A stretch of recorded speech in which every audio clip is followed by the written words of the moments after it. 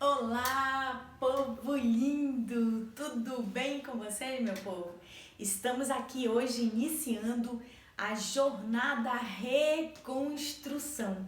Lembra que no mês de abril nós fizemos a jornada da desconstrução e hoje nós estamos iniciando a jornada da reconstrução. E nada melhor do que alguém que é perito em reconstruir para falarmos, usar esse personagem para falar sobre reconstrução. De quem será eu estou falando? Estou falando de Neemias. Vamos falar sobre reconstrução usando esse personagem que deixou seu nome na história. Mas antes a gente precisa relembrar um pouquinho dessa história e ver o que foi que aconteceu para que esse homem pudesse reconstruir algo que havia sido desconstruído, destruído. A Bíblia diz que nos meados mais ou menos de 598 a 609 a.C., em Judá estava reinando Joaquim. E Nabucodonosor invade e leva o povo para o exílio, leva aquele povo cativo como prisioneiro. O povo de Deus é levado como escravo. Só que antes, Deus usa a boca de Jeremias para profetizar, dizendo que o povo seria levado cativo. Tudo com permissão de Deus. Então eu já quero dizer algo para você aqui. Nada acontece na sua vida sem que Deus dê a permissão. Tem alguém que talvez esteja dizendo que o momento que você está vivendo é porque Satanás tem te colocado um jugo. Não. Na sua vida nada acontece sem a permissão de Deus. Então Deus permite que o povo seja levado cativo para a Babilônia, levado por Nabucodonosor. A cidade é destruída, os muros são destruídos, o templo é destruído e o povo fica ali cativo. 70 anos, mas ao levar, Deus lhes faz uma promessa de que eles voltariam para a sua terra e habitariam nela novamente. Passados-se anos, o povo é trazido de volta. Alguns ficam na província de Suzã, outros ficam em outros reinados. Porém, esse nosso personagem está na província de Suzã. E ele é alguém muito importante, ele é um copeiro. O capítulo 1 do livro que tem o nome dele, Neemias fala, ele encerra o capítulo 1 dizendo: nessa época eu era copeiro, degustador de confiança do rei, e nesse período o rei se chama Artaxerxes, ou como Flávio Josefo fala, ele é o mesmo rei Assuero, casado com rainha Esther. Então, quem está ali é Neemias, está ali a serviço do rei. Ele era alguém de confiança, era alguém respeitado naquela província, era alguém que tinha um nome, afinal de contas ele degustava tudo que o rei fosse tomar. Ele era alguém que o rei depositava confiança, desabafava, mas o rei também confiava naquele homem todas as coisas que ele iria fazer. Era alguém importante. Mas Neemias recebe uma visita. E o verso de número 2 do capítulo 1 diz assim: Hanani, um de meus irmãos, veio de Judá com mais alguns homens e indaguei-lhes pelos judeus que haviam voltado e os que sobreviveram do cativeiro e a respeito de Jerusalém. Essa narrativa aqui para mim começa com uma pergunta de alguém que de fato está interessada em saber o que está acontecendo com seus irmãos.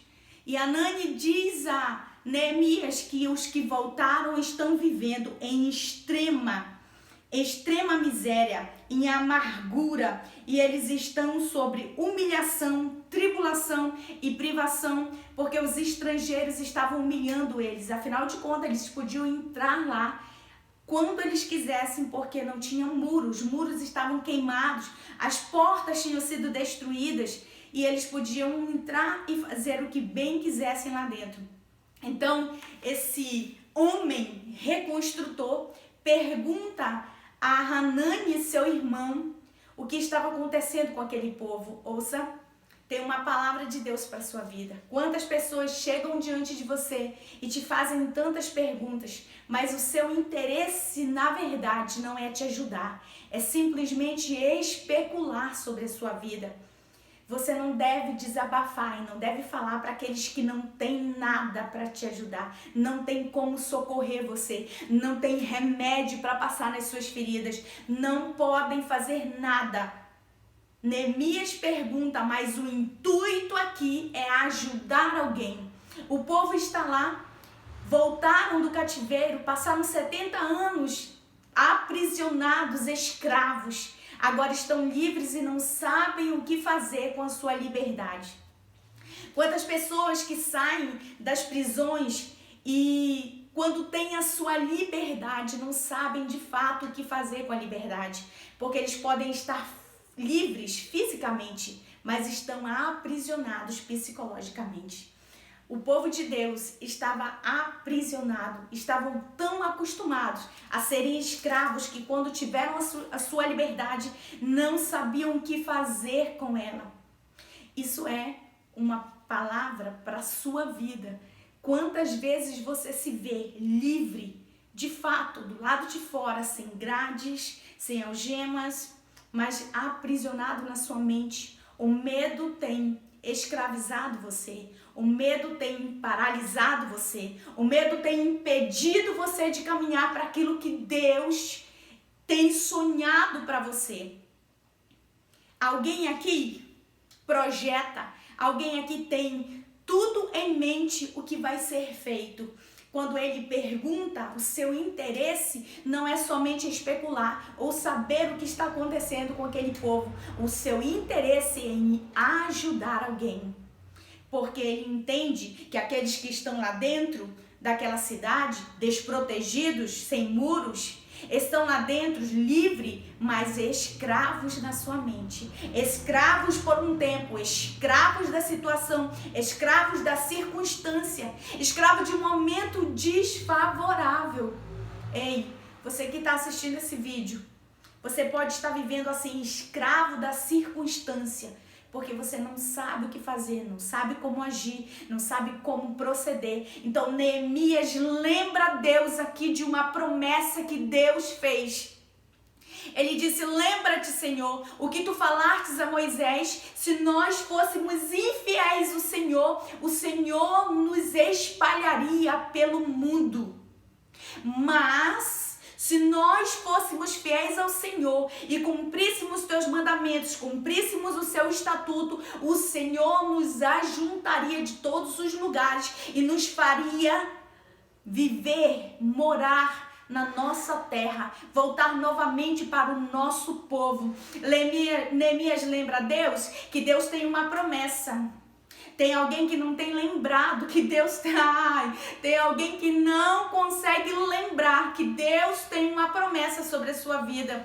E independente do que tenha acontecido, Deus é fiel para cumprir a promessa que Ele te fez. Tem alguém aqui que precisa entender que Deus é Deus de promessa. Neemias faz um pedido ao Senhor e o pedido é de perdão. Ele diz: Senhor, eu peço perdão pelos meus irmãos. Eu peço perdão pelo teu povo que tem te negligenciado. Eu peço perdão pelo teu povo que tem abandonado os teus estatutos, que tem pecado contra ti. Antes de Neemias lembrar Deus da promessa que ele havia feito, ele faz um pedido de perdão. Tem um pedido de perdão que precisa ser feito. E você precisa fazer rápido. Deus está falando com você nesta hora e você precisa entender a voz do Senhor. Pega a caneta, pega papel e escreve. Deus abençoe você.